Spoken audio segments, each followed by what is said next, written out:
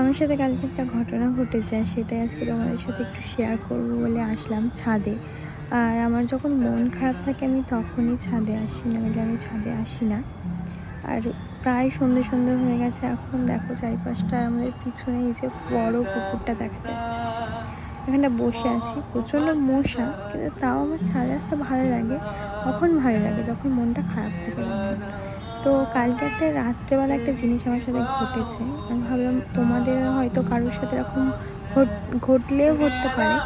তো ওই জন্য তোমরা বলো লাস্টে ঘটনাটা শুনে যে তোমাদের সাথে এরকম কোনো ঘটনা আগে কখনো ঘটেছে কিনা। প্রায় প্রত্যেক দিনের মতো আজকে আমি ভিডিও করছি। আমার মধ্যে কিন্তু একটু ক্লান্তি বা অসুস্থ ছিলাম এরকম কিন্তু না। নর্মালি প্রত্যেক দিনের মতো খেয়ে দিয়ে আমি ঘুমানোর চেষ্টা করি। অনেক কষ্টে ঘুমটা আসে, তবে হঠাৎই ফিল হয় আমার গলাটা কেউ টিপছে। আমার ঘুমের মধ্যেই মনে হচ্ছে আমার ঘুমটা ভেঙে গেছে। আচমকা ঘুমের মধ্যে এমন স্বাভাবিক মানুষ নিজেকে বাঁচানোর চেষ্টাটাই করবে। ঠিক তেমন আমি আমার মাথার ধারে রাখা যে জিনিসগুলো সেগুলো ছুঁড়েই নিজেকে বাঁচানোর চেষ্টা, আর অনেক জোরে মাকে ডাক। তখন ফিল করি বাবার মা হঠাৎই দরজা নক করছে। কখন যে ছুটে আমি দরজাটা খুলেছি নিজেও জানি। তারপর সবটাই নর্মাল হয়ে যায় মুখ দেখার পর, কিন্তু সারা রাত ঘুম আসেনি।